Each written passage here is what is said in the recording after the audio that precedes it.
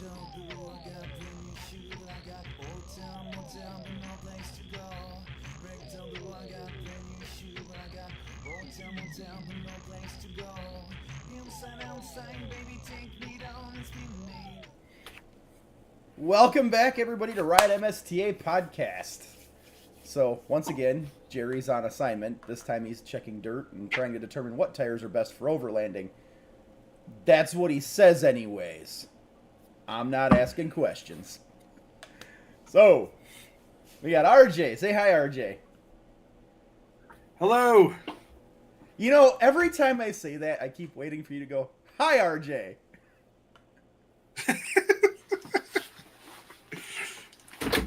Hey, we got Tom. Say hi, Tom. Good evening. That was one step away from Lurch. Good evening. I even Exactly. As you guys can tell, we've all been pretty busy this weekend, so we're trying to caffeinate up and bring some energy for you. But today, we're going to go through a couple little events real quick that are coming up for the MSTA. We got Fall Colors Rally coming up in Lewisburg, Virginia on September 26th. October 4th, Fall on Two Wheels in Suchess, Georgia. October 11th, Byway Boogie in Clarksville, Arkansas. And the Coupe de Gracie, October 19th, starts the Star 2024 Rally in Kerrville, Texas. Have you signed up for the raffles yet? If not, they're out there. Do it. That GSX-8 is a really cool bike. The Nomar lift, definitely a solid piece of kit. And if you don't have a motorcycle lift in your garage and you do your own maintenance, what are you even doing with your life? It makes it so much easier. That said, I need to buy a new one. So, I get up and down off the ground quite a bit. Yeah, it seems like the older I get and the fatter I get, the harder that gets. But yeah, Nomar always makes good stuff. I mean, I've used their tire changers a ton in the past. You can't break their stuff. It's just solid. And you won't find anybody better at customer service than Nomar. So check them out. It's worth a few bucks to have a chance to win it, and the money goes to a good cause. So that's all we got for events. The season's winding down, everybody. I hate to see it, but it's coming. Season? What's this thing called the season? No. The cool weather riding is about to start, where I'm not splitting my off every time I go out to the garage. This is prime riding season about to start.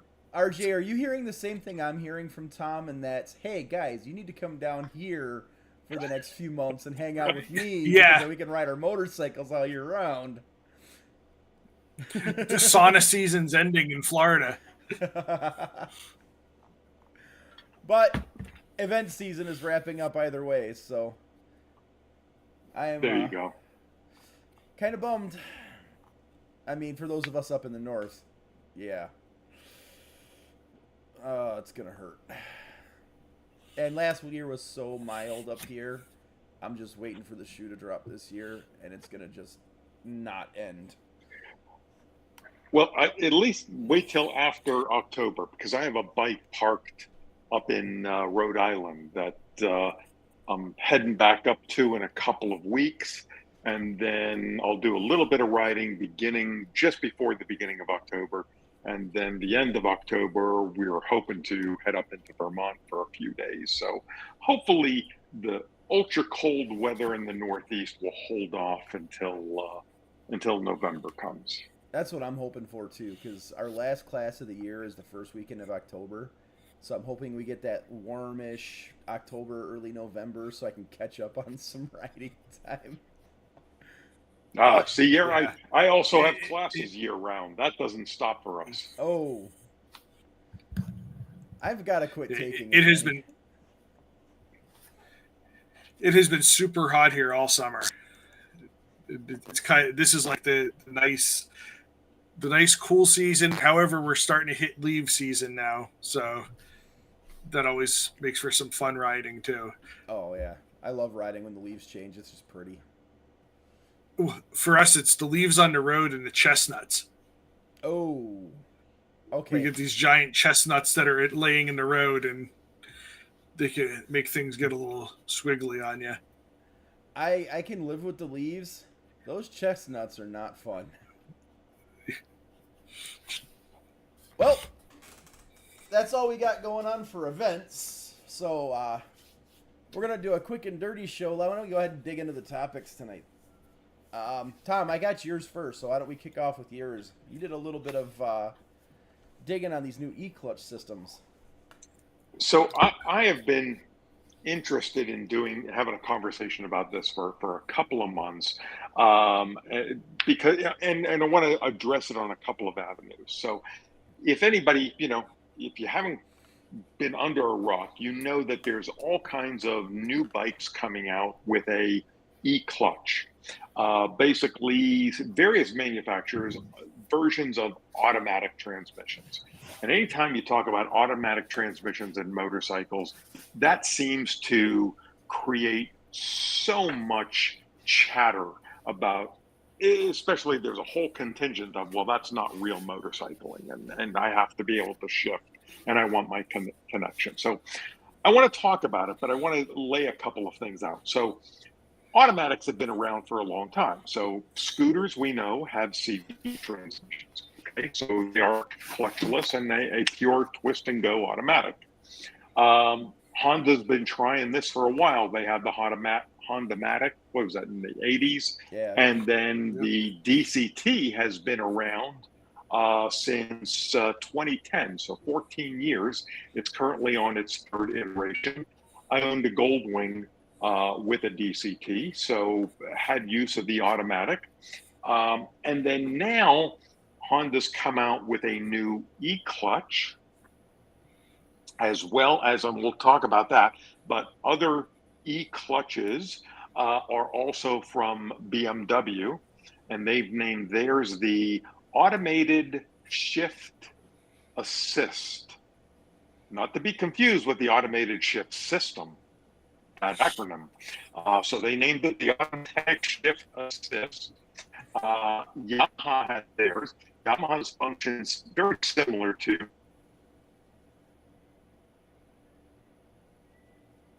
Uh-oh.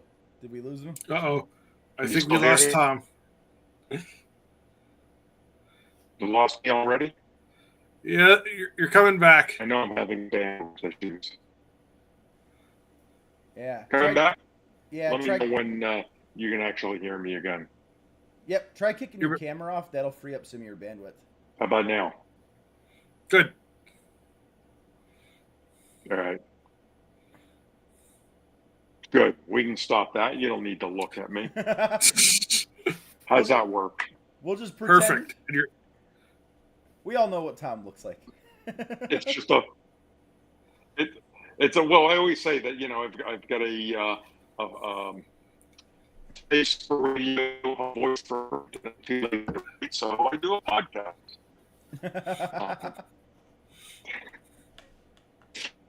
But as far as BMWs and Yamaha have automatic going e-clutch that have just come out, and KTM has one. I'm less familiar with the KTM one. There hasn't been a whole lot of press on it. But so Honda's is a little bit different. Honda's kind of like a bolt-on. Right now, it just came out on the two versions of their new 650 CB,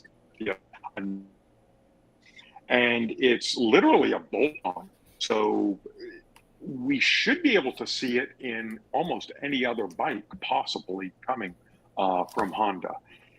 Theirs is different. It's not a pure automatic. You still have to shift, but it's kind of like on the lines of like the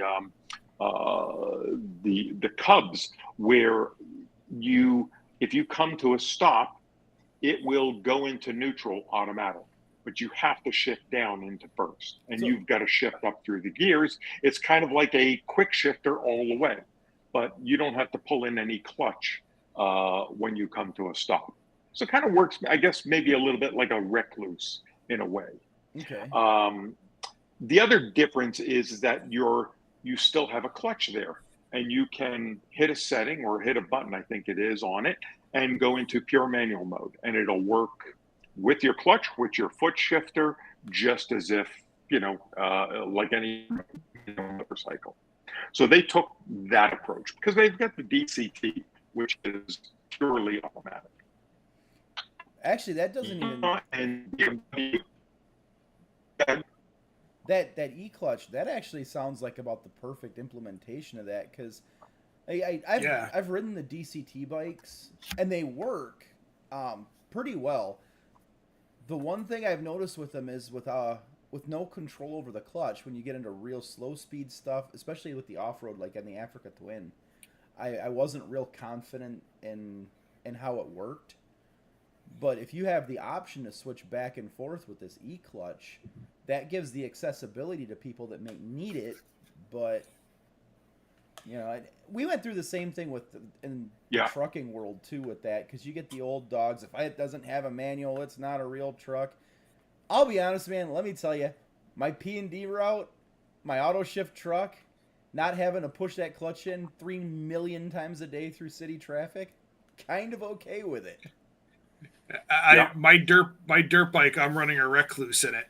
Oh, no and kidding. the not having to deal with that clutch modulation and like the slow speed stuff, it's almost like having a cheat code for running a dirt bike. Yeah, absolutely.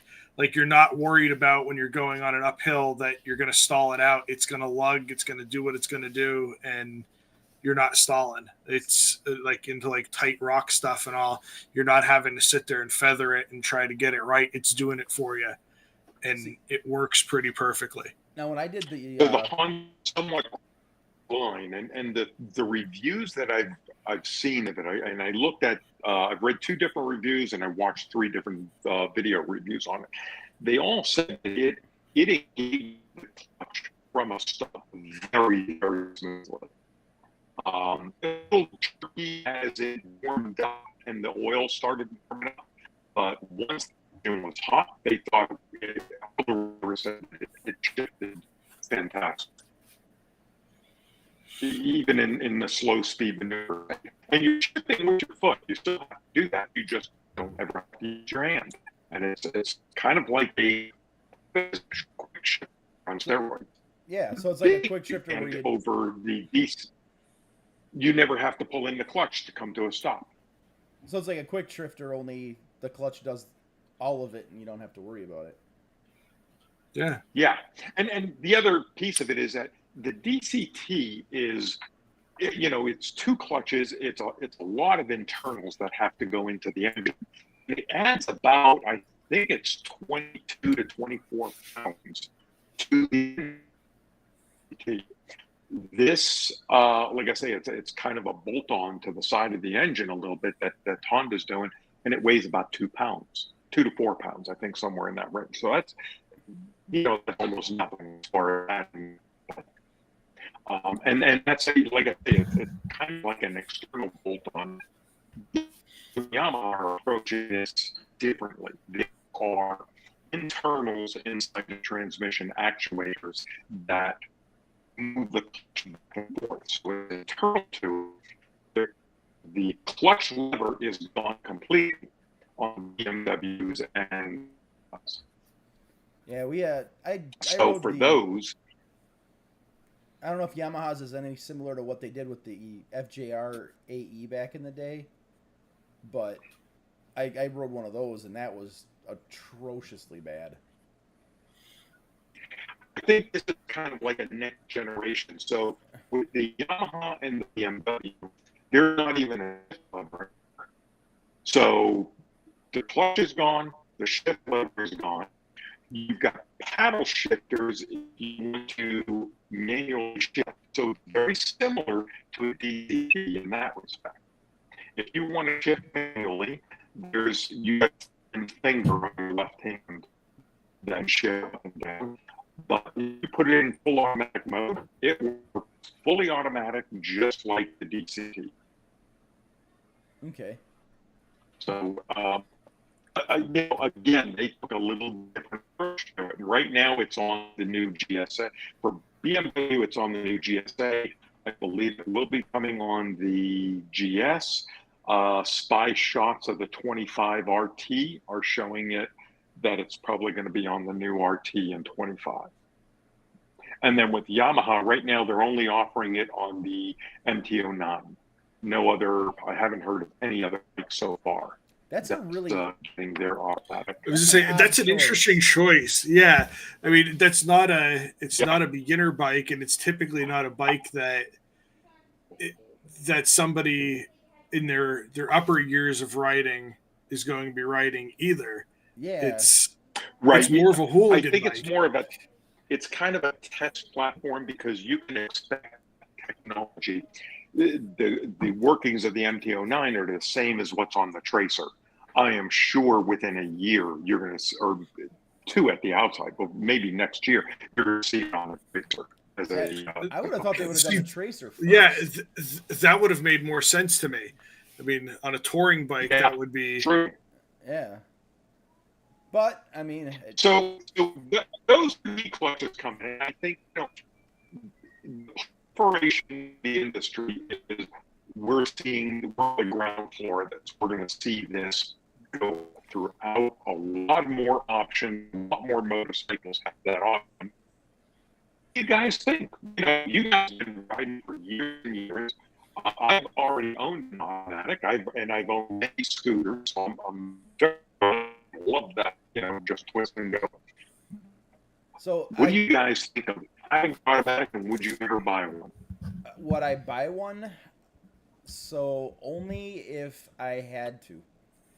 I'm kind of a purist. I'll be one of those guys. It's like, nope, give me my clutch, give me my shifter, because that's part of the experience for me on a bike. And now, I will say, if I ever got to a point where it was either quit riding or buy an e-clutch, all right, give me the e-clutch. I would rather keep riding and extend my riding career, but. So I would consider especially the Honda setup like they have on something that I was riding dirt on, because if it's going to take that risk of stalling out on a hill on me versus continuing having the momentum to keep moving, I like that idea. Now, I don't know that I'd go purposely looking for one for a street bike for myself, but I could see it being a stop to help somebody that necessarily doesn't have that experience using a manual transmission or can't get that clutch, the friction zone down in riding, eliminating that barrier to entry, which, I mean, I think anything that brings more motorcyclists into the fold is a good thing. Right. Now, both of you guys have test ridden a DCT, right? So you at least tested out an automatic transmission. Yeah, I actually did a pretty extensive demo on an Africa Twin where we were doing we were demoing them for some ADV coursework for a school, and we spent a couple of hours on the bikes. My only experience with the DCT was in one of Honda's side-by-sides, and it's the Pioneer 1000, which basically uses the same motor from the Africa Twin, and it's almost the same transmission out of it. And I mean, it felt more like an automatic to me than a manual. Like you could tell that there was just like that little bit of like slush, like that you would feel in an automatic transmission. These e-clutch, clutches. What these e-clutch bikes sound like, it sounds like this is something completely different, where that existing transmission's there, all that's changing is the clutch module, and I think that's going to take a lot of that out. I think this is the Honda one is more of a bolt-on that will actuate the clutch for you. The BMW and Yamaha one are internal actuators that will manipulate the clutch for you. I was looking at some of the pictures of the Honda one. It looks like it's 2 electric motors that sits on top of the motor where the linkage would be for the clutch to go into the motor, and the motors actually do the clutch activation for you, or when you pull the cable, it overrides it. Yeah, I mean, I love the idea of something you can override. You might be able to bolt that onto almost anything, depending on how they make this. It sticks out of the engine by about 2 inches or so, but doesn't seem to be obtrusive. No. It's a neat concept, but it doesn't get away from the shifting completely. It's not pure automatic. You still have to manually shift the gears up and down. Yeah, and that was always. You guys ridden because I am not curious. I started riding on scooters and then went to motorcycles, and I've owned scooters on and off for the last 18 years. So I love the concept of just a twist and go. I'm not married to my shifters. See, it's funny. I like when I ride scooters, the twist and go doesn't bother me at all. I still love them to death. But when I get on a traditional motorcycle, it's like I have to have that clutch and shifter. I have to have that engagement. If that makes any sense at all. Okay. Yeah. So then take this now to the other level, and this has been bandied about as to we're all MSF coaches.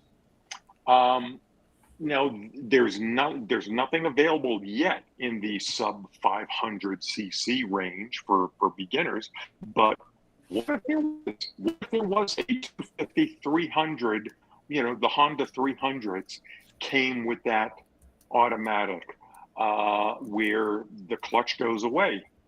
You might still have to shift, but clutch goes away. We think of that as a training bike rather than the traditional way we teach MSF now. So I could see it being a positive for ADA compliance.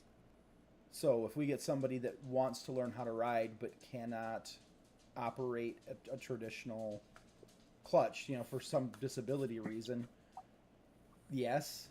But at the same time, for a full Class M, I do think they should train and learn the clutch, because clutch control is a huge part of riding a bike with a clutch. But if there's a proliferation of automatics, you don't have to learn to use clutch in a car. Just think of how much time and energy is spent in the BRC teaching clutch control that could go away. The biggest fear is just learn how to ride. Now I know with tractor trailers, they did something like with the proliferation of the auto shifts coming in, they now have an automatic restriction they put on your license if you trained in an auto shift and didn't test in a manual. You'd almost have to do that because we don't do that for cars. Yeah, but unlike a car, you don't use the friction zone in a car other than to take off and stop. Like that's it. There's so little clutch engagement in a manual transmission car, whereas with a motorcycle, there's a lot more use of that friction zone. The clutch control is paramount. So I'm going to use myself as an example, though, because I started riding on scooters for the first 18 to 24 months and then bought a motorcycle. And so I knew how to ride for 2 years. And I rode maxi scooters, a 400 and a 650. And then I bought a manual bike and now incorporated shifting into my riding. And it wasn't a hard transition. Here, if they sign a waiver, they can ride their own bike through the course. And I've seen people run Buddy 125s through through our state course and get their license out of it. So I mean that's a CVT transmission, and this was the controversial part. And we all belong. I think we all belong to the MSF Facebook forum, and I am a huge proponent where I think if you taught people how to ride on an automatic motorcycle, the amount of time that I spend in that course that could be devoted towards additional skills of riding rather than clutch use that goes on for, God, what is it, at least 3-4 exercises. And we have so many exercises are dedicated to just how to manipulate the clutch.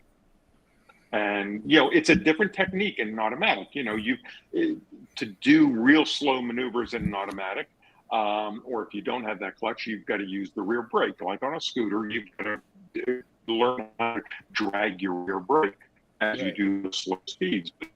Different technique, the result is the same. But you guys not on board with that. I have no problem with it. So I am not from the MSF side. I do it for another program, and gotcha. Yep.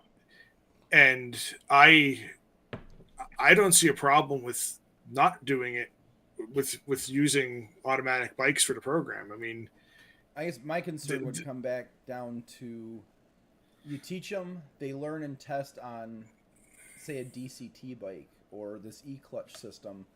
Then they go out 6 months later, and now we all know that the majority of people coming through our class are not natural riders. There's a few people out there. I mean, I know people that I've taught that would be able to make the shift themselves very simply, but most are not. See, I still think that's less dangerous than them going through the class on a Grom and immediately walking right into the Suzuki dealer and buying a Hayabusa. Oh, I agree with that too. Yeah, that's you can do that.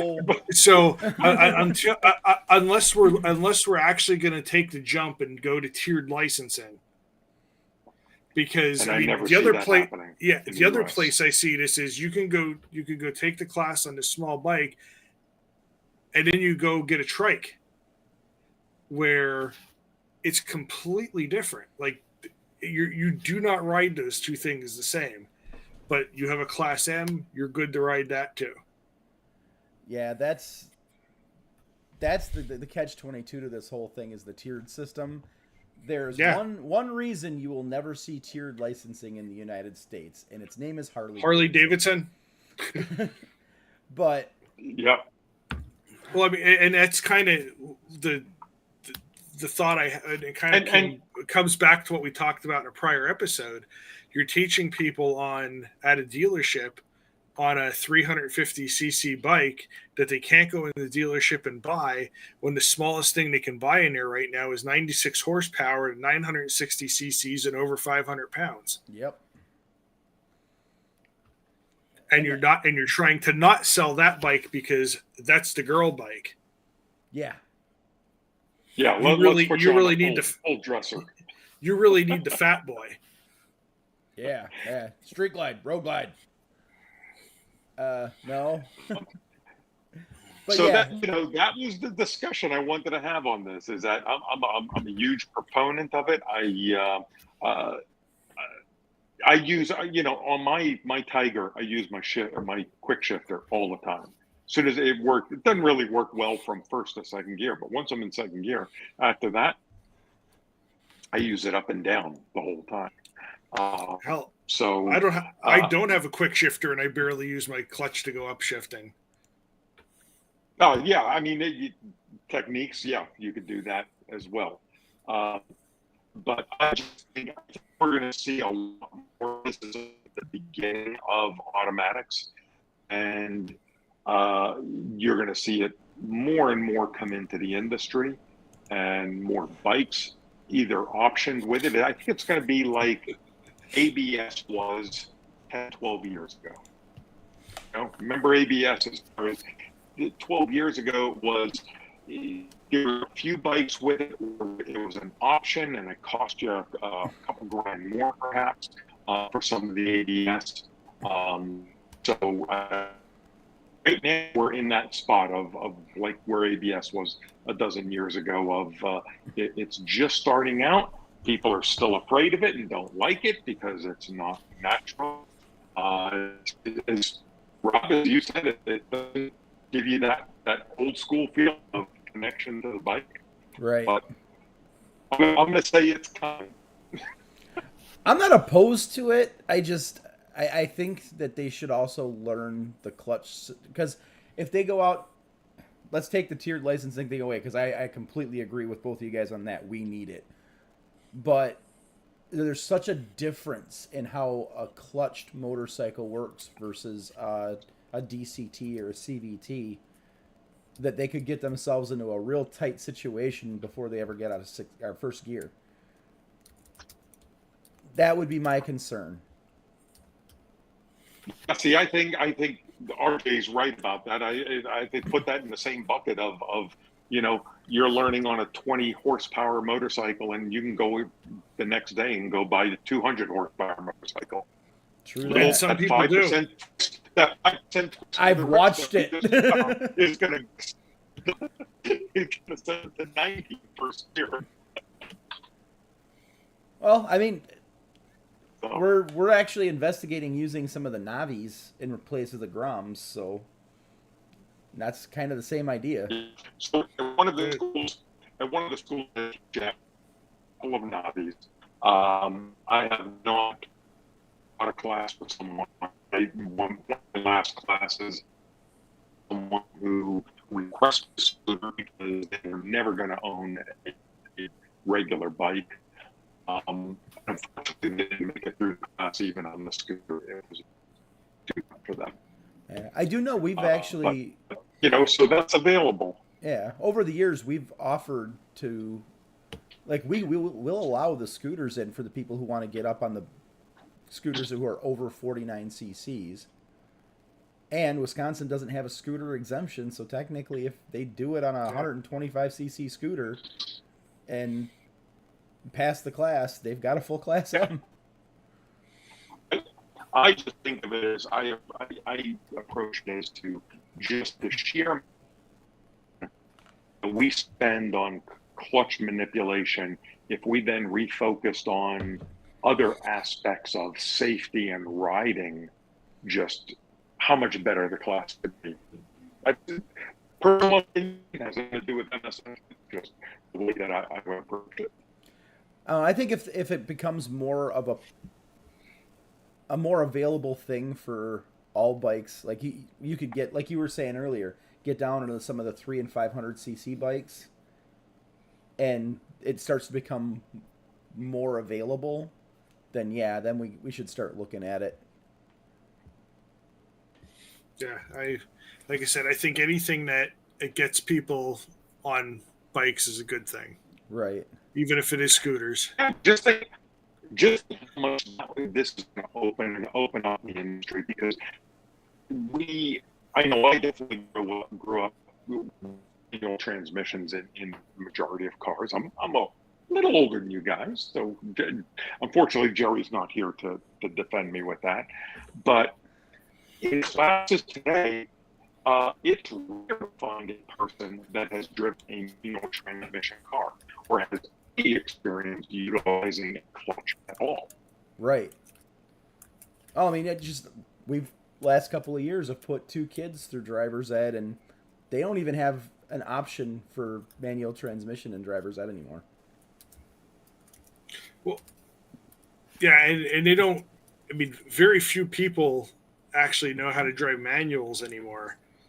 I mean, I think I'm probably the oddball of everybody that I know that one of my vehicles is an automatic out of 9. And that one's an automatic because you can't get a manual big truck anymore. Yeah. So yeah, I think it's coming. I think it's going to hopefully be a really good thing for the industry, open up riding. I think to a group of people that are afraid of the need to manipulate a clutch. No, it's definitely a good trend. I mean, Yeah, more. it's like I say, it's like ABS along the lines. Remember back in the day, I don't want ABS. I can stop quicker without it. True. You know, it's I shift quicker without, than an automatic transmission or a DCT. Well, kind of. No, you can't, because look at every $500,000 sports car. Yep. They're DCTs or automatics. I mean, MotoGP, they don't use the clutch after the launch. Yep. The quick shifters all the way. And, you know, the ABS thing, too. Unless your name starts with Valentino and ends with Rossi, you're not outbreaking that ABS. Well, I thought it was kind of funny that you were talking about the Navis. Yeah. But that is going in the opposite direction. Who needs ABS when you have drums front and rear? True that. Yeah. Yeah. Something as a suggestion. Yeah, unfortunately, we still have some, what the hell are they? Honda Nighthawks with drum brakes. I have to be subjective on scoring the quick stop with those bikes. Yeah. Well, I mean, anything we can get to get new riders into the fold, bring it. Anything that'll help new people with some kind of disability that wouldn't traditionally allow them to ride, bring it. The more people in this sport, the better. Because, you know, more people, more stuff. Well, we beat that one. We'll see how these other things come around. And if you guys get a chance to test ride any of these, go out and let's report on it, especially the Hondas and the Yamahas. I really want to try one of those new Honda E-clutches. So we'll see if we start popping over next year when they start really getting the dealers. Yeah, so. Yeah, we're even the BMW start showing up early next year. Oh, you know I'm going to go test the new R1300 GSA. How do they work in the mud?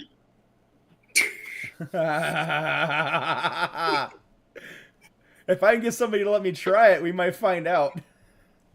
I know a place. For everybody that's not personal friends with Rob, he tried to turn his brand new BMW into a mud submarine. It didn't work. It was buried up to the jugs. Oh, yeah. Yeah. Yep. Well, GSA, that might improve its look. If the BMW saw Brown, thought it was a Starbucks latte and jumped right in. I'm thirsty. Oh, that was the worst smelling latte ever. That was a funk. Oh my God. All right, so RJ, you had an interesting topic this week.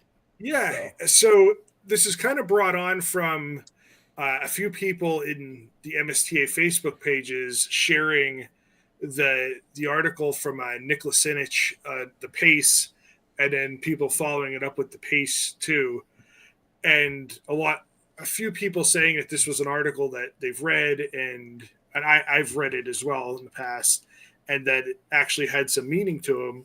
And I wanted to see if there was any particular piece of motorcycle related writing that you found either inspiring or particularly entertaining, or if you had like a favorite author writing as well. And I'll start off with a little bit more humorous one. One of my favorite pieces was from 1996 in Cycle World.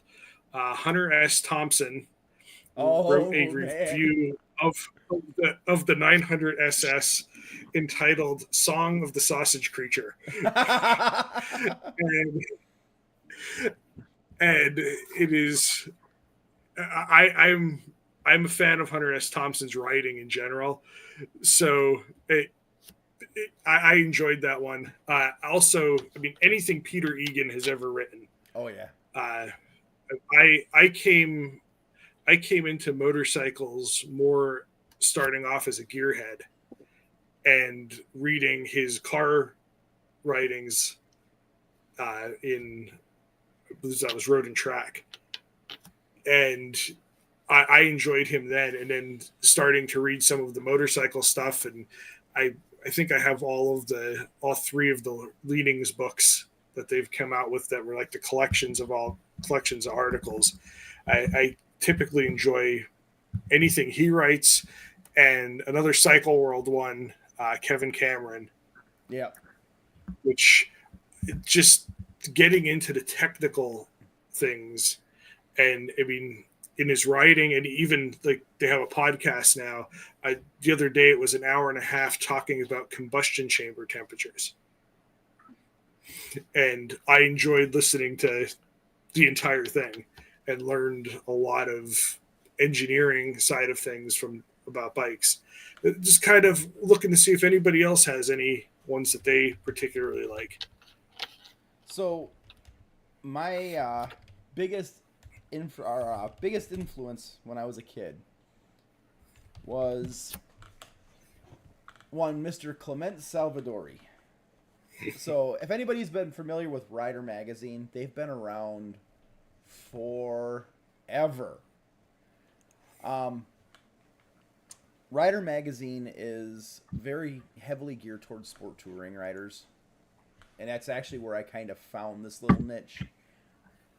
Luckily, I found it in my teens. But Clement Salvadori is the beret-wearing, world-traveling, freelance moto journalist. And when I realized at a young age that I was never going to be a fighter pilot in the Air Force, I had shifted to a desire to be a moto journalist and to live that nomadic lifestyle that he has so eloquently been able to pull off. Never did that either. Not to do special operations for the State Department. No. Like him. Yep.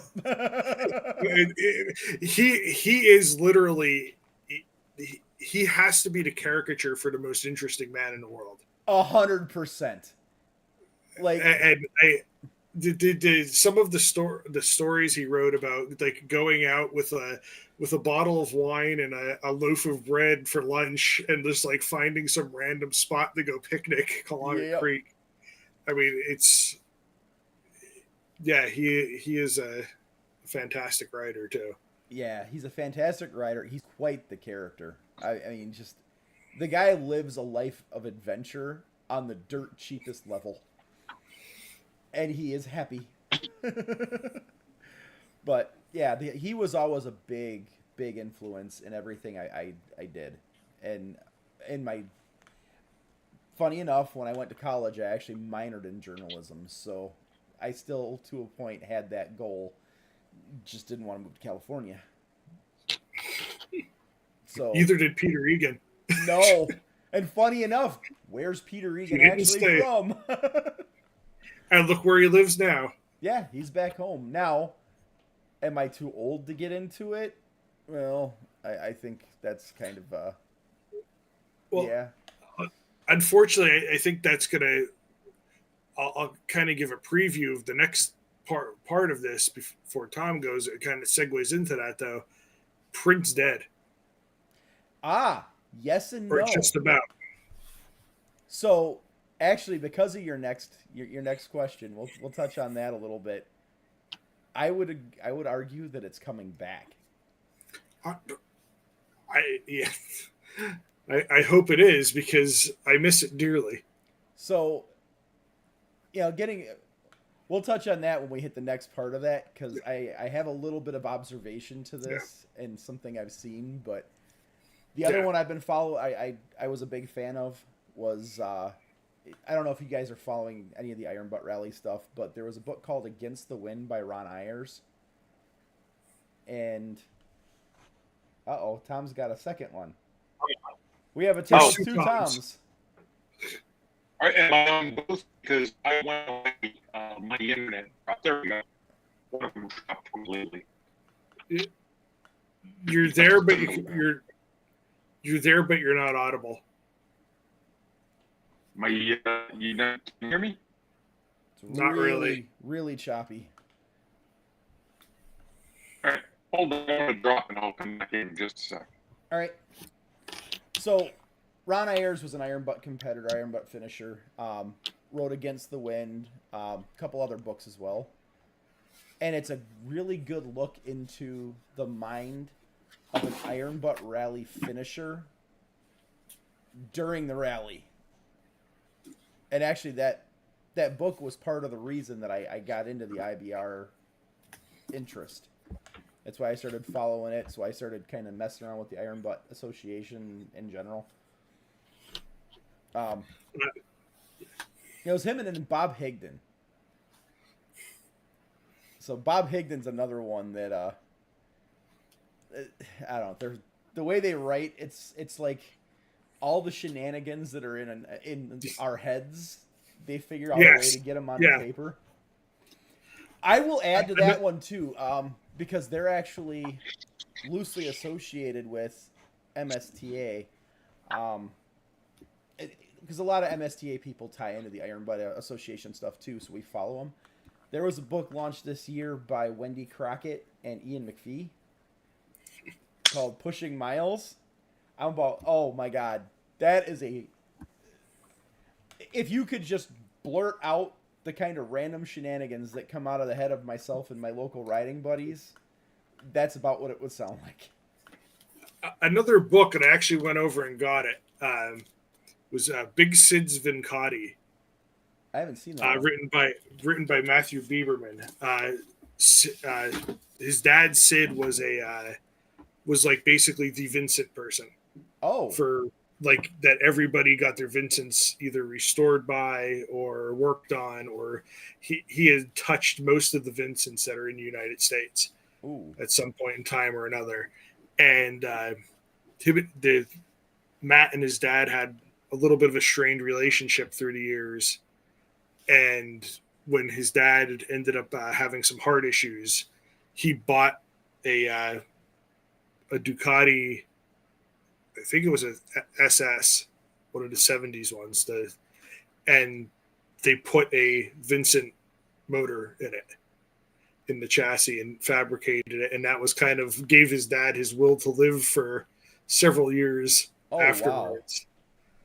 Wow. And I had lost my dad unexpectedly, relatively young, and it kind of hit both things, like talking about the bikes. And my dad was a mechanic, and I was not had very little mechanical interest when I was younger until I got out of the house and started working in the garage more with them. So it was a good book about like the actual mechanics of building the bike, plus the little bit of the relationship end of it. Oh, that's awesome. Tom, did you rejoin us? I did. Can you guys hear me now? Oh, so far much better. All right, better. That's unfortunately my internet provider sometimes just goes away. It's the wonderful dealings of having service from a monopoly, because I have no other choice. Comcast? Hey, how'd you guess? Lucky By guess. good old, not even fiber, good old, 30-year-old cable is the only thing available to me, unless I want to put a satellite dish on my townhome for DirecTV, which is even worse. Apparently Starlink is fantastic. I got a buddy who kind of has a lake house in the there's no service out to him, and he uses Starlink, and he likes it. It's excellent for his use. He had a DirecTV dish for internet, and Starlink works fantastic for him. That's expensive though. If that's your only choice, it's cheaper than DirecTV. It's cheaper than DirecTV was. I don't think it was that much for him, and other than the cost of the dish and such. But I mean, hey, I'm in the same boat. I'm in a major metro area, and I have no choice as to who I get internet service from. So I'll rant about that some other time. So how about you? Any favorite on the writing thing? Yeah, not so much, because I came into this later in life than you guys. When I first started writing, I of course read the Proficient Motorcycling, and I still have the book. Huff was, I forget the full author's name, but Huff was the author of that. Magazines, I used to read all the magazines. I did like Rider magazine and what is it, Salvadori? Yeah. He's retired now, I believe. Nope. No, he's not retired. Still freelancer. I didn't think he was still writing. I did enjoy his articles. Egan less so. Sorry, RJ, but that was just way too technical and deeper dive than I just wanted to ride the damn bike. I don't care about how it works. Turn the key and pull in the clutch and go. But yeah, I read a whole bunch of stuff, and then of course, yeah, the Pace and the Pace 2. Those were kind of required reading, but I don't read a whole lot of motorcycle stuff, and especially nothing world travel. I'm never going to world travel on a motorcycle, so it really doesn't have much interest for me in that respect. That's why you live vicariously through the book. Yeah, I'd rather read about things, stuff like that I can go do, or places I can go see. So if it's within Star Review. Yeah, there you go. I do read the Star Review when that comes out. But hey, you know what? Maybe that's my ticket into getting into moto journalism. Hey, Norm, do we need another writer? They do. They're always looking for content. Oh boy. I'm gonna have to give that a shot. They let Jerry write. Oh, but I'm a shoo-in. No, I'm kidding. Actually, Jerry's articles are entertaining. Yeah, they are. We miss you, Jerry. Oh, very much. He has his own special brand of personality you just can't help but love. All right, so you did a first gear demo. Let's get into that. Where are we going for written content? Oh, yeah, we have to cover that. So, and I'm starting my cabinet upstairs. I have my. It looks like a graveyard of lost print journals that I would get. I got Motorcyclist, which they shut down. Then I have the last issue of Cycle World sitting up there. They shut down. I was reading. Oh, what was the Iron and Air? I was getting that, and that shut down. It seems like there's very few print articles or print magazines still around, and I sit and look at a computer all day. I'd rather read it in print. Like I don't do the e-readers for books and stuff. I buy the book. So that actually, I was one of the adopters of the digital because I like the fact that I could load it all onto one place. I can take one device with me. But what's been driving me nuts, and this seems to be and it also started happening with video games, and I've noticed a lot of people shifting because of this too. The digital stuff is so easy for it to go away. They can take it away at any time. Then you can't go back and reference it. You can't go back and see it. You never actually own the legacy, the history. It's at the whim of whoever owns the company, and they sell out so fast. And I think that was a big reason a lot of the motorcycle publications went away, is a couple of big publishers were buying them all up. Well, now they've got they shut down. Yeah, they've got 8 magazines doing the same thing. Well, they just basically bought out the competition. But a lot of people, and I've noticed especially the younger generations, they're shifting back. They want their physical copies. They want their hard copy, the books, because that never goes away. And I've talked to a couple of people that are in the print magazine industry. They're starting to see the same thing too. People are tired of the pop-up ads on top of the subscription fees just to look at a web page and get hammered with all this stuff, where they can just pick up the magazine and go, hey, this is nice. It's quiet. Well, and I think our eyes get so tired just looking at screens all day long. Yeah. And like my previous job, I sat at a desk for 12 hours that had 8 to 9 monitors at it. And so I spend all that time looking at screens. I want to look at something not lit up for a little bit. Well, there's actually some science behind that too, and that's why you see a lot of the blue light filter glasses out.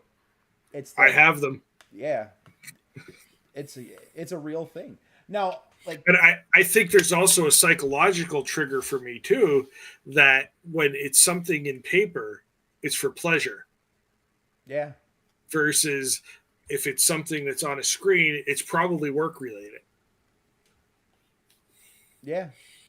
I mean, there's that, and then like I've noticed, I'm reading Pushing Miles on my iPad right now, just because I wanted to read it, and I had a certain, like, I didn't want to wait for it to get here in the mail. I'm gonna order the hard copy, but I knew I was gonna have some time, and I wanted to read it then. I've been trying to read it on the iPad, and normally with a book, I'll get 2 or 3 chapters out, no problem. I'm good for maybe a chapter, and then my eyes start to burn. It's for me. It's not just print either. Like I buy vinyl records when I can because I own it. Like it's mine now, and there's something different, and this kind of actually I think kind of goes back to the previous topic of wanting the analog experience. Yeah. Versus the digital experience where the things are doing everything for us. And I think that's a big part of where we're going in the future right now. It's like they're so overwhelmed by automation and complexity and everything else in their daily lives. There's been a big push to get back to a simpler life. They can pick up that piece, that book or that magazine, and just sit there in the quiet with a basic light, no whirring fans, no anything, and just relax. The other thing I have noticed too, so Cycle World still exists online. Yeah. However, it's a little bit nuanced in that it's owned by one of the largest finance companies for motorcycles, Octane. And you can definitely tell that there has been a change in the level of reviews. Yep. For what's being reviewed. That it is now a sales pitch and not necessarily a thorough review. And I think that might have been the big death of a lot of those other magazines too. People didn't quit buying them because they didn't want print. They quit buying them because they started to suck.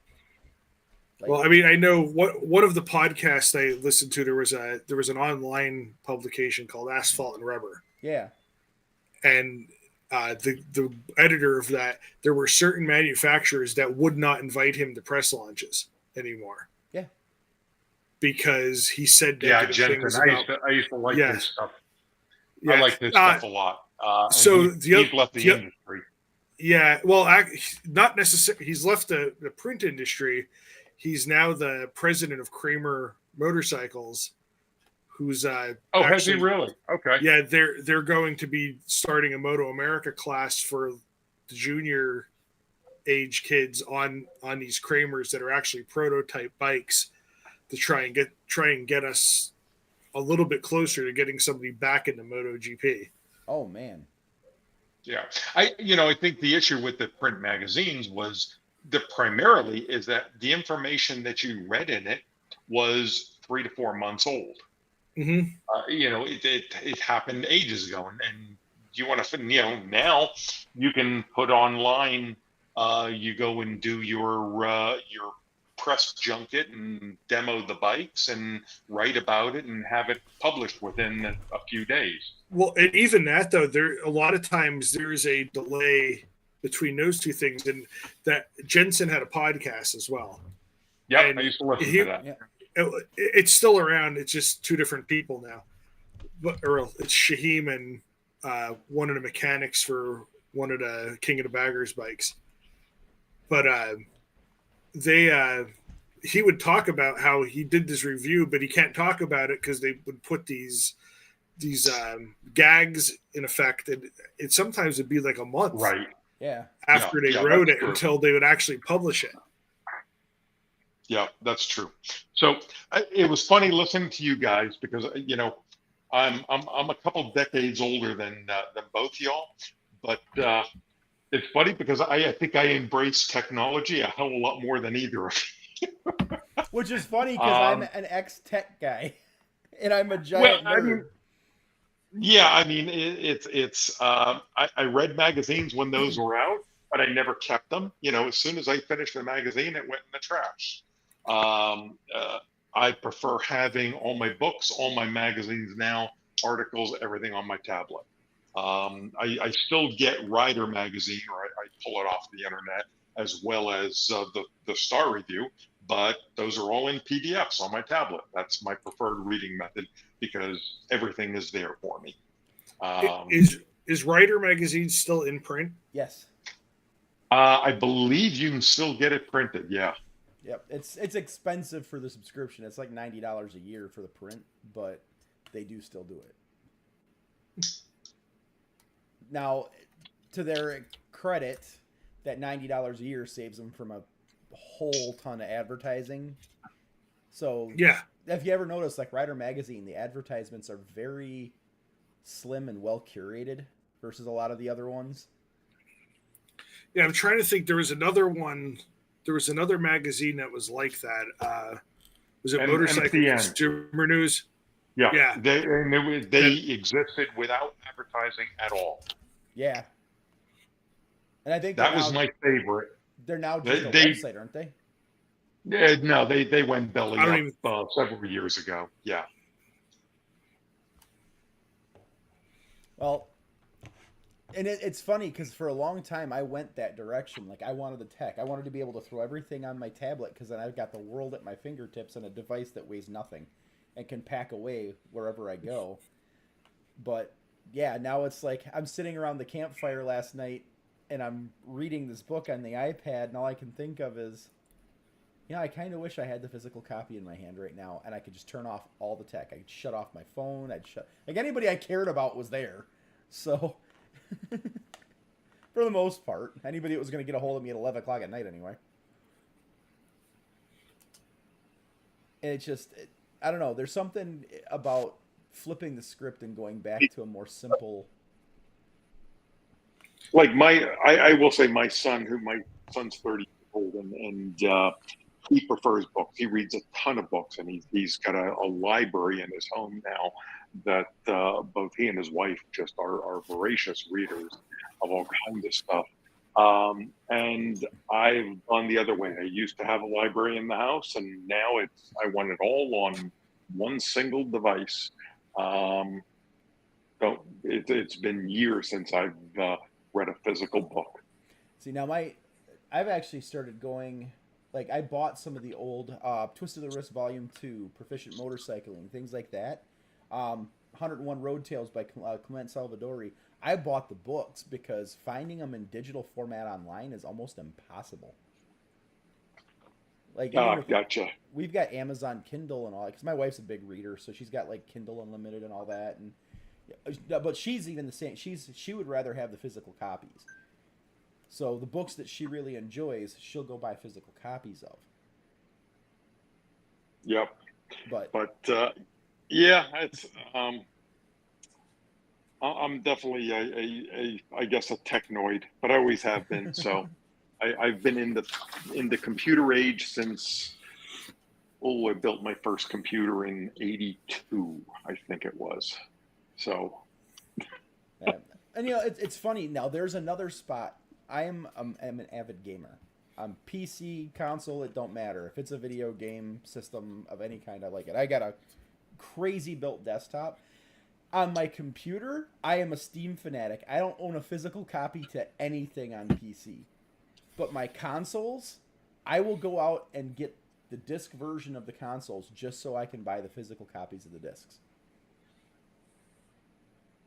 Like, I have to have that physical media for my consoles. Don't know why. Interesting. And it's all digital. I can get it all through the PlayStation Store or the Xbox Store. But, yeah, I go buy the physical. Just did it. Yeah, that I don't know how it works. I don't do any video games, so I have no idea how that portion works. But RJ, good subject. It's just yeah. I like reading about motorcycles and reviews and such. I just want it all digital. I don't want paper to lug around. Save the trees. And Rob, Rider Magazine, it's $59 a year. Oh, it's $59? I thought it was $89. Yeah, for 2 years. Oh, maybe I did a 2-year subscription. Yeah. I mean, it's on auto renew, so I don't care. Yep. Hey. Either way, I'm getting it. But speaking of, now we need to talk about a certain Aprilia and the fact that you only got it in the first gear. Yep. So actually, 2 Aprilias really. This weekend, I had the opportunity to ride a Tuono V4 factory, and the riding position for those that have been around for a little while and remember them was very Honda Superhawk-esque. Yep. To me. Bars not quite it had a bar, not a clip on, but you were really stretched out forward, a lot of weight forward on the wrists. The motor was fantastic. Unfortunately, the test ride that I got to do it on, we could barely get out of first gear. And that, first gear on that bike at 40 miles an hour was 5,500, 6,000 RPM. So that's just where that motor is actually starting to come alive. Bike handled well, felt well made, but wasn't necessarily something I'd rush it. I'm not going to go rush out and buy one. At the same time, I also got to ride a Touareg 660. It felt like a large, or not real large though, dirt bike position, nice flat seat all the way to the back, not a deep cutout. That motor was very torquey. It lugged well. It had thought it should have revved a little bit more than it did. The chassis was very composed over bumps, like really didn't notice potholes on it. Nice, narrow. It was a very narrow bike compared to like my Tiger. But it felt like it'd be a good adventure bike that you're actually going to use off-road. That it would feel like a large dirt bike somewhere like around the T7. Not my cup. The rev limit? Yeah, it was. Was that maybe a break-in thing? Because those were all new bikes, weren't they? Yeah, I was hitting the lights at, I think it was like 7,500. Oh, okay. So I'm used to my Tiger were like 10,000, 9,500. So it just felt like it was a little short. Yeah, that sounds like it's got a break-in limit on it. Yeah, it must have, which was kind of odd for, if you're trying to demo something that you would have that on it. But yeah, it was that was the only thing that kind of was a little bit off-putting to it. But otherwise, bike rode very nice. I will say it was one of the first demos that I wasn't like, I'm going to go out and I really want to go buy one of these afterwards. But I think yeah, we lost, it was I think we lost Tom. completely this time. Yeah. Okay. Darn Comcast. Yeah, actually, I've ridden the V4 or the 210 V4s. I think they're a hoot to ride, but it's not something I would have as an everyday bike. Yeah. Like, they're fun. That V4 motor is just redonkulous. It makes you want to rev it to make the noise. Yes. That is one of the best sounding engines on the planet. And I felt like the VFR was the same way. Yes. Any of the V4. The one thing I did notice about that bike was it had the typical Ducati problem, where when you have two cylinders exhaust ports directly under where you're sitting, there was a significant heat some Roasting chestnuts on an open fire. Yeah. There was a lot of sweat. Oh, yeah. Yeah, you have to get up and get moving. And even then, if it's a warm day, ooh, Yeah. It was mid 80s. uncomfortable. So, yeah. But that sound and the power make it so worth it. Which is interesting. For some reason, Honda did not have that problem. That's because the Honda made 100 horsepower, and the V4 210 makes significantly more. I think it was 178, but yeah. Yeah. Yeah, it's now the VFR also had a lot. The way the seat came up and the tank went down.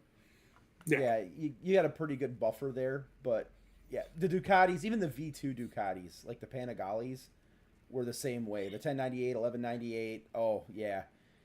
I mean, I had ridden not the newest, but the previous Super Sport, and that was the same way too. There was a significant amount of heat there. And I think with those, it's because they use an L configuration more than anything, and that back cylinder is right there.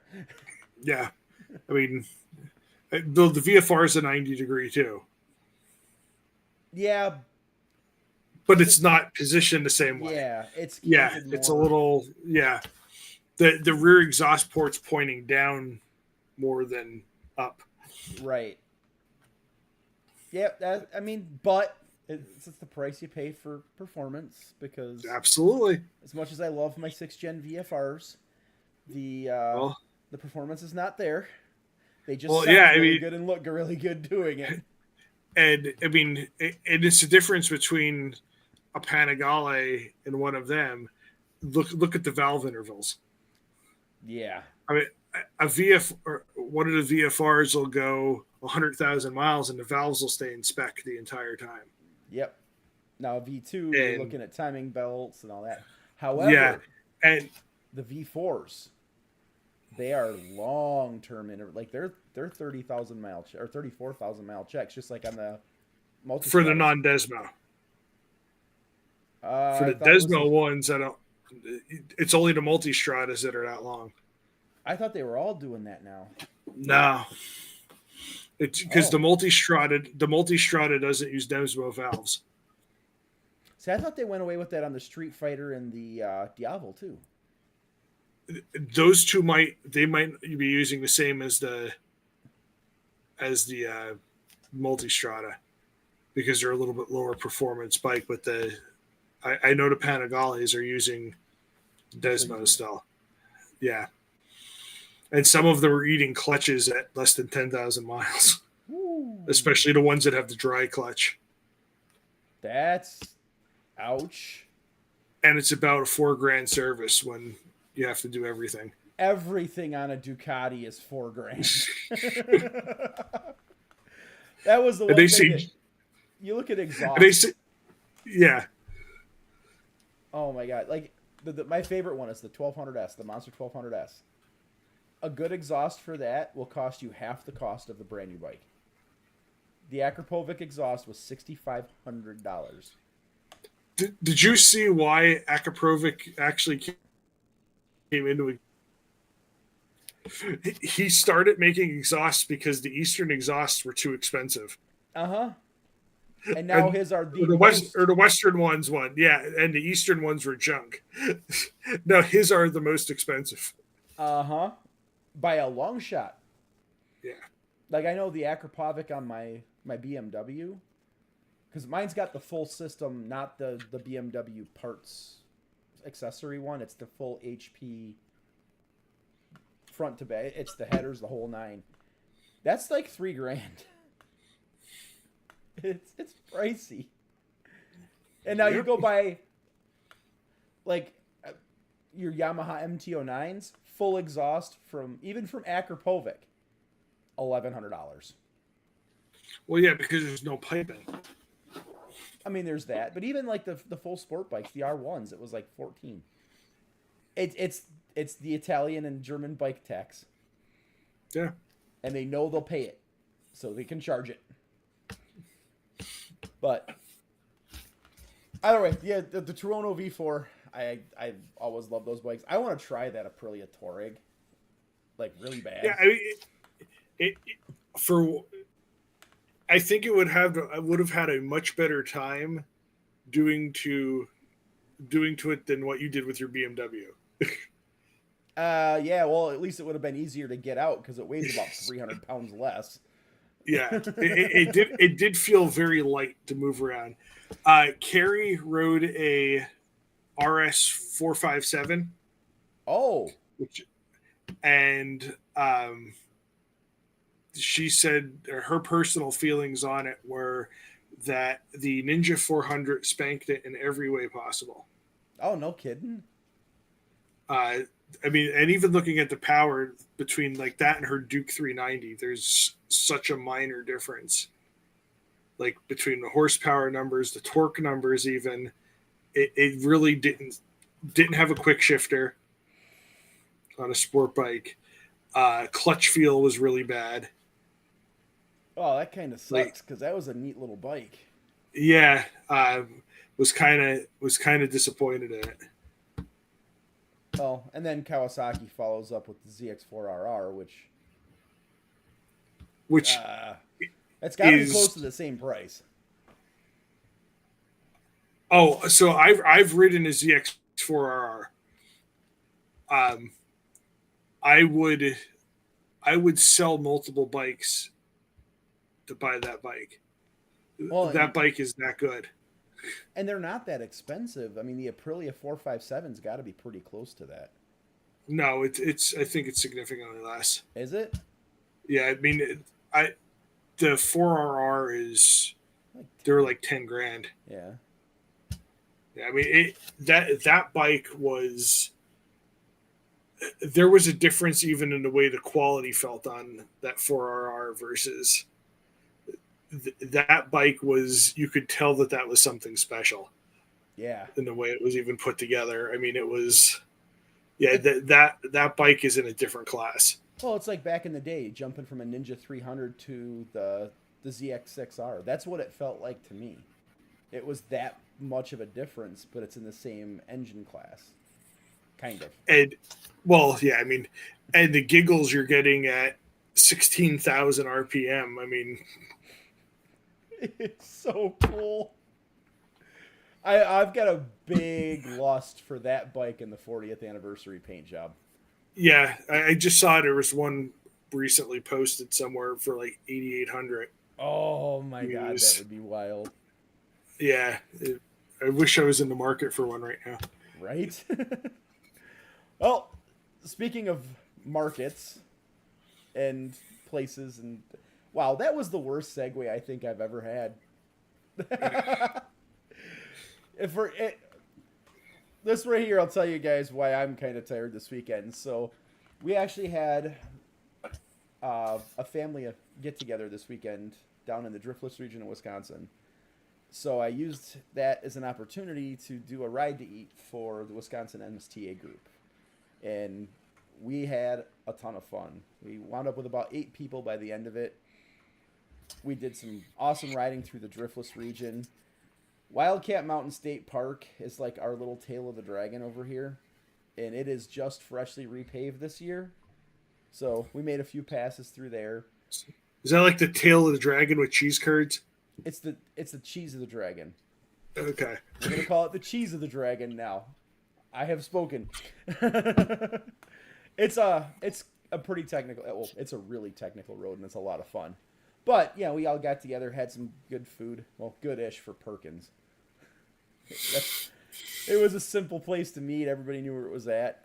Had a couple of guys ride from clear across the states, so it was a lot of fun. And we had some discussions on Twister. So if anybody's not familiar, for good 20 years or more, there was an event in Wisconsin called Twister, and it was an officially sanctioned MSTA rally that ran in the Driftless region. It went away with COVID, and we are bringing it back next year. Now, a little bit of news for that.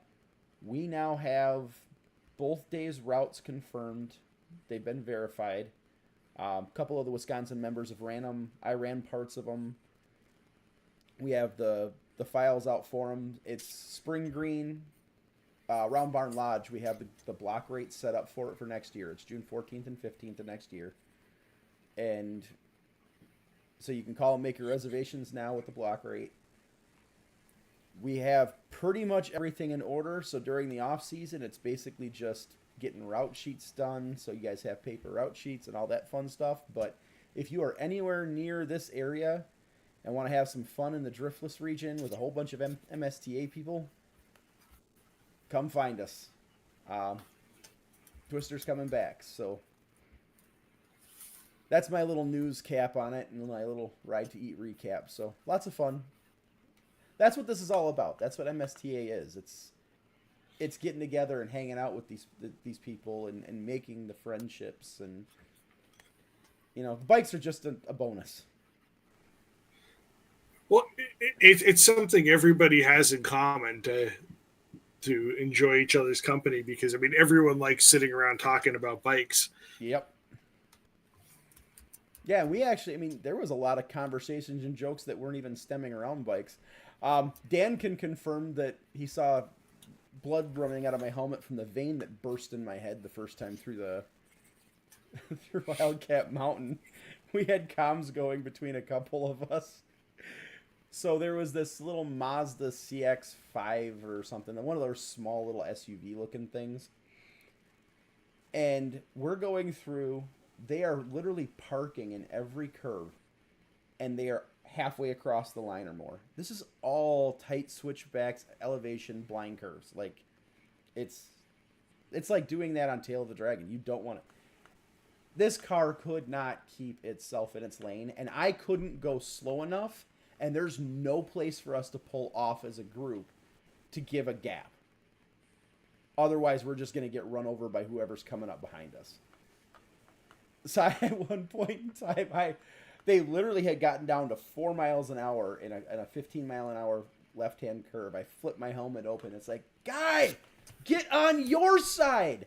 And just after that, a RAV4 comes around the next bend, and they almost met. I think that RAV4 missed the wall on the side of the cliff by an inch. It's like, oh, God, I don't want to be a part of this. Get me out. But we made 2 more runs through it afterwards, and they were much cleaner. So we got some good laughs out of it. Nobody got hurt. Nobody had to watch Mazdas eat Toyotas. So it's always a good day. Yeah. Aside from that little bit, it was a great day. Yeah, lots of good riding.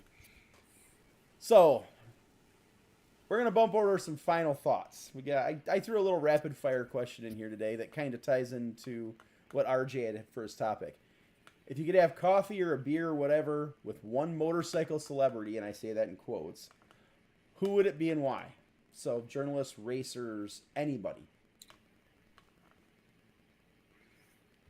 I'm gonna go with Egan. Yeah, I can and totally get on board with that. I have thought about that for years. He's one of those people that I've always did want to meet, like, because I'm into music, and a lot of the interest kind of go together between the cars and not just cars, but like the types of cars. Like I'm into those small British sports cars. In fact, the only car that I wish that I never sold is the Japanese version of one of those was my Miata that I had. I like it kind of it's that intimate connection with vehicles that some people get it and some people don't. And Yeah.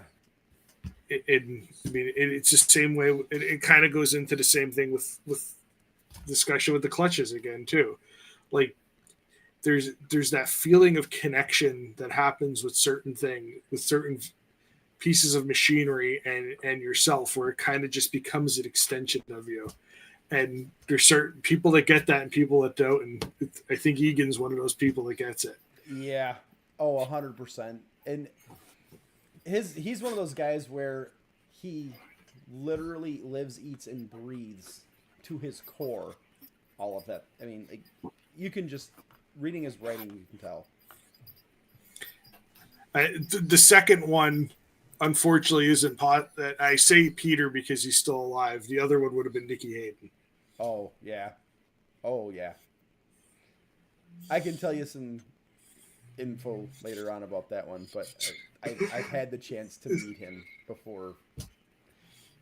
That whole family, they're just great people. Yeah, they really are. And actually, Roger Hayden, that man should have been crowned Dad of the Decade so many times. If you want to talk about a guy who celebrates and encourages his kids in every positive way, that's Roger Hayden to a T. Like, well, I mean, you could see it from. I mean, not many of the riders go and pick their dad up on the bike after they win the championship. 100%. Like, that man is.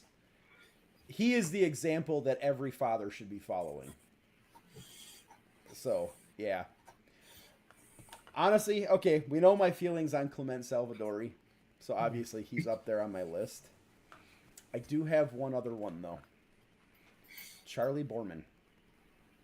Okay, yeah. So, my fascination with adventure bikes came from Long Way Round.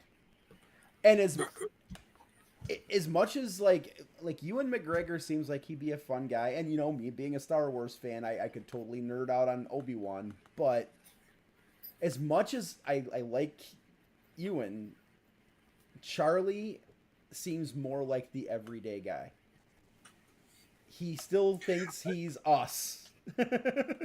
Well, apparently Ewan, when you get him around motorcyclists, is very much so still that way. Oh yeah. Phil from Cleveland Moto.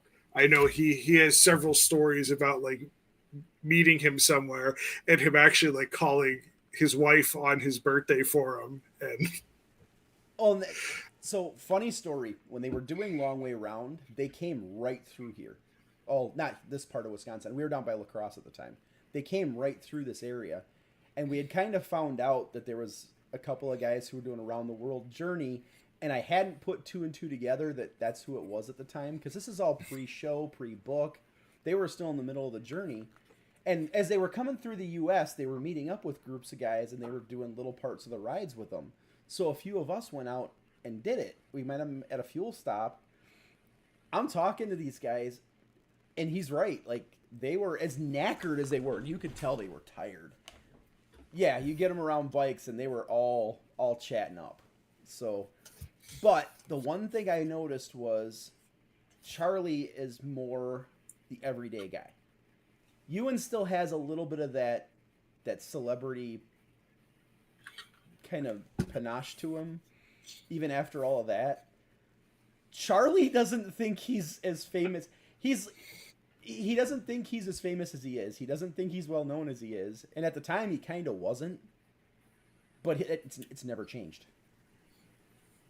And he's so active in all of the motorcycle scene. Like, that's basically his living now. Dan has a good one in the chat. Keanu Reeves. Yeah. I'd kind of be on board with that one, too. And I know that his acting is polarizing, but I enjoy him. I mean, I think especially John Wick. Oh, he's a beast in John Wick. But he's enough. Yeah, you watch any of his interviews or any of the stuff he does, especially when he's talking about Arch. That is a huge. Yes. He is so invested in that, not just because of money. Like, that is a passion. That is his heart. So, another one that it's probably less known for most people is Matt Scaba. He's the lead singer for Alkaline Trio. Okay. He is a huge motorcyclist, and like takes like on tour has a trailer that he usually has a Ducati in or some kind of bike with him and goes and rides, kind of like Pearl from Rush. Oh yeah, did too. Like just that level of biker. That's another guy. If he was still alive, I would sit down and have a coffee with all day. Neil Peart. Yeah. Oh. Yep. And I'm not even a Rush fan. Like their music. I'm not either. But you know, I am a fan of Neil Peart. Yeah. Did you read his book? Yeah.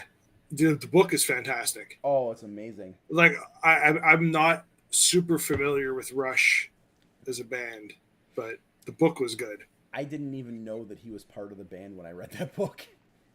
In fact, some of the books that he talked about in the book, I've since gone and read. Yep. Yeah. Well, I say we've had a good episode tonight. Yeah, I think we're for date wise, I want to throw out we are doing a ride to food in Pennsylvania and a ride to Martin Moto's Modern Classics show this Saturday, September 21st. So hopefully that the podcast will be out in audio form before that date. But hopefully tonight or tomorrow night. Depends on how long YouTube takes to ingest it. And to make me so I can download it again. But yeah, definitely go to it. RJ is a fun guy. I mean, you know this. You watch him every month. I get to chat with him even more on the back end, so. But yeah, for sure. All right. Thanks for joining us. You know where to find the rest of us. Thanks for joining us in the chat. We had a pretty lively chat tonight. Even Carrie showed up. All right. Good night, everybody.